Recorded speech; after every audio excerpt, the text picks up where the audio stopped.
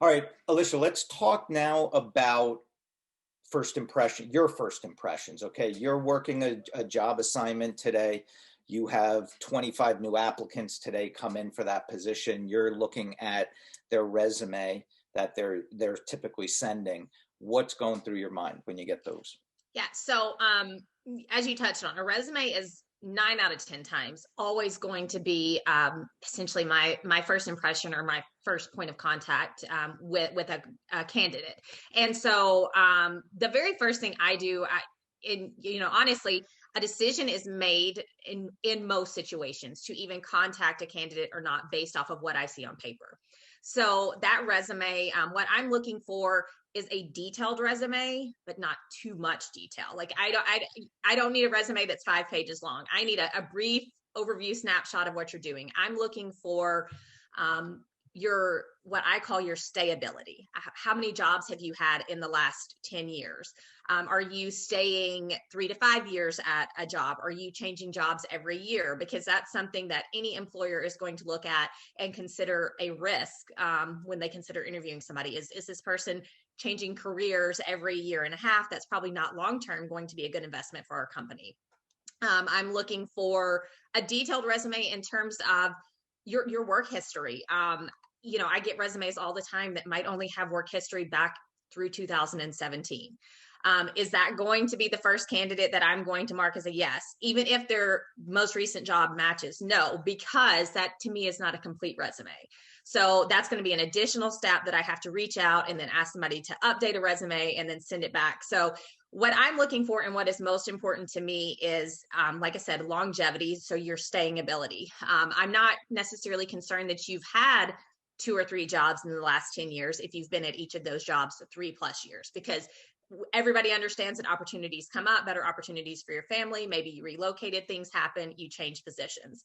But I do want to be confident in knowing that if I'm presenting you to a client, that you are going to be someone that wants a career and not just a job, and that you are going to want to be in this for the long haul, and you're going to have staying power, and you're going to be, a good candidate for this company 5-10 years down the road.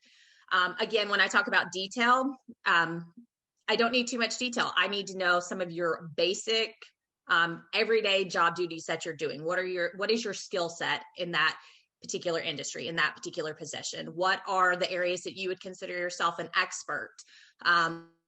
Are certain certifications or qualifications that you had for that job? Just a high level overview, because again, as we're talking, as we're doing phone screens, as we're doing interviews, that's when we would allow the time to have a more elaborate description of what you're doing every day. That doesn't necessarily need to be on that piece of paper.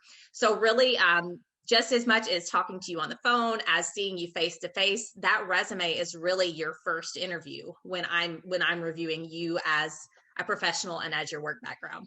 Yeah, great points. Great points. It's got to be easy on the eyes. I imagine, it's got to be Yep, skimmable, right? You're not sitting there exactly. spending 10 minutes on each resume. You're probably spending 10 seconds, especially Yep. when you're busy and you're juggling, 5, 10 job assignments on any given day. So that's definitely something for people to keep in mind. I just want to touch on, you brought up the job hopper issue.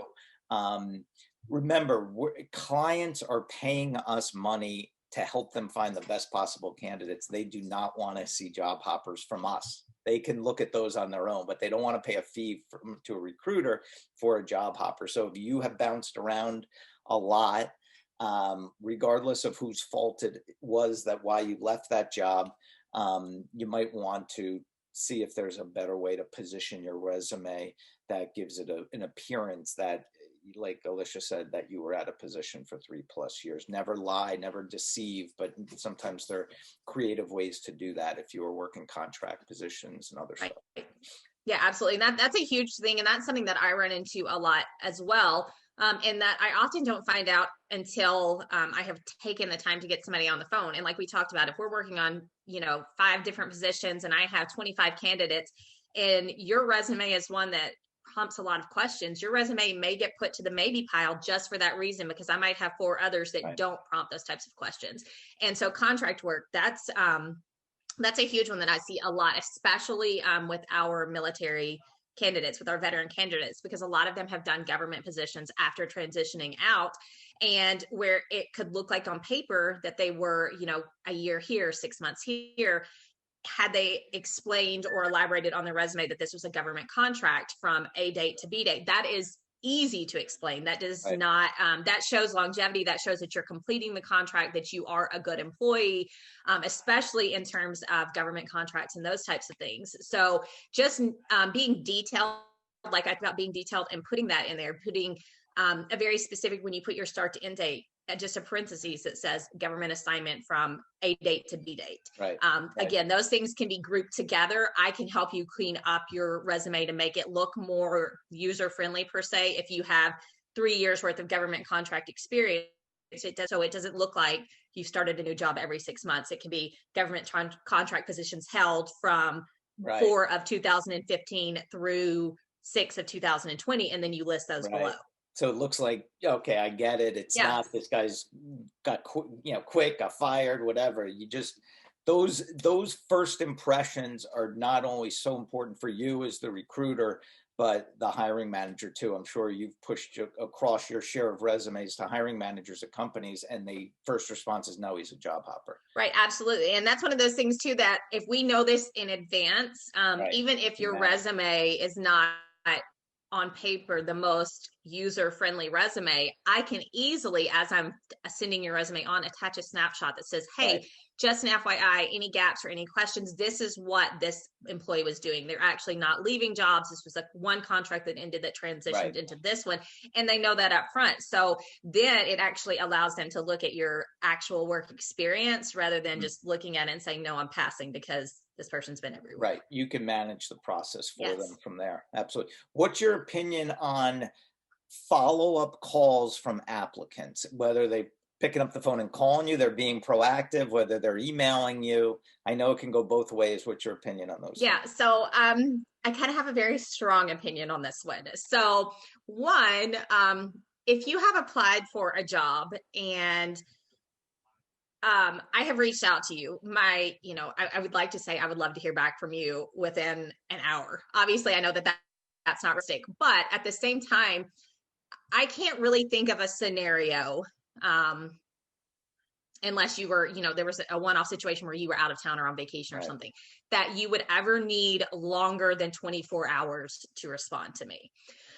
Even if you are still working during the day and you shoot an email after hours, once you've gotten off, that says, hey, I received your message, I work during these hours, can we schedule a call after this time tomorrow?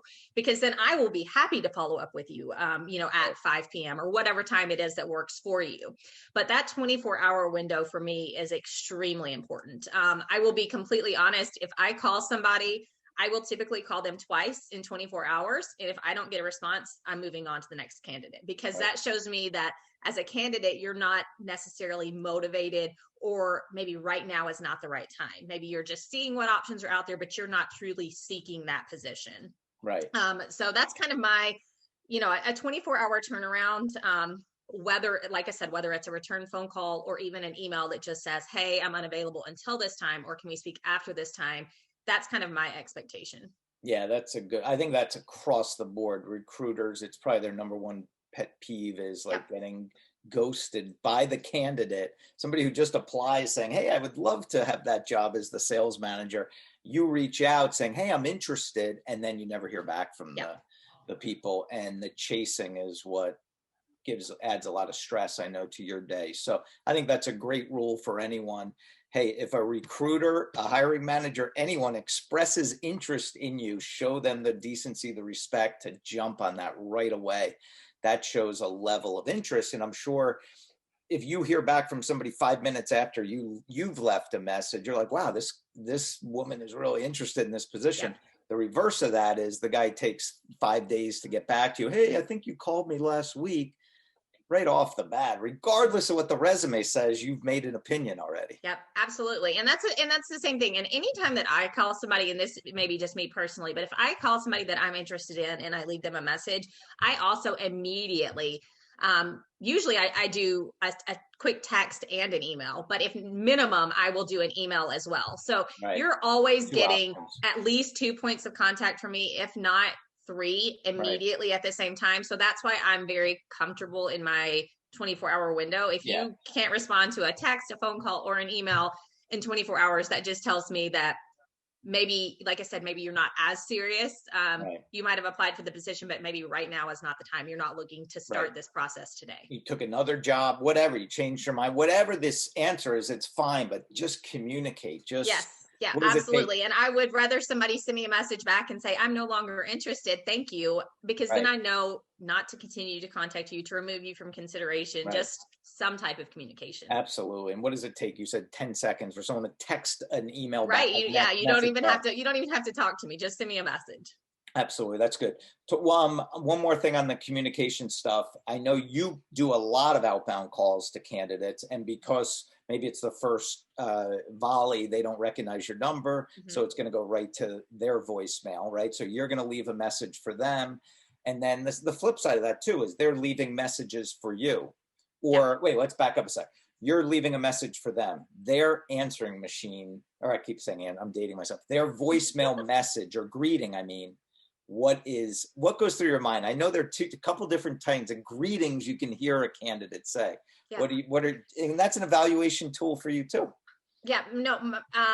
So my absolute opinion on this is, if you know that you are applying for positions, that you are looking for a job, and that right. you are putting a resume out there with your contact information, it should, one, best case scenario, just a very professional message. Hey, this is Alysia Huffman. I'm sorry I missed your call. Leave me a message and I will get back with you as soon as I can. Does not have to be long and elaborate. It does not have to be drawn out. If you don't have that type of message, the second best scenario would just be the blanket voicemail. You've reached voicemail belonging to 615-418, the phone number.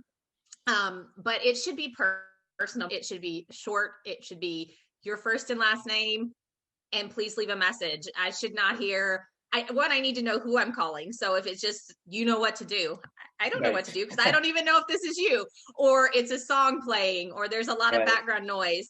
That doesn't come off as professional. So, that again, like a resume, is a first impression. So if I call you and one, I'm not even sure that I'm leaving a voicemail for you, I'm not going to leave as near as detailed information or anything, because I'm not even sure that you're getting this message. So at the bare minimum, first and last name, a professional, quiet background is huge for me. I called a candidate the other day, and it was like, hold on. And the phone is like, you hear it like dropping, and you hear in the background, I'll be right there. And then I'm like waiting around, and like 10 seconds later, hey, I got you, leave a message. It was like some cute way to leave his answering machine message. And exact same thought goes through my mind. I'm like, oh my gosh, you're looking for a job. Don't you want to impress? But it's so easy. I mean, and even too, somebody leaves, the message, hey, this is Jordy, Lee, you know what to do, compared to, hey, this is Jordy, thank you so much, I'm sorry I missed you.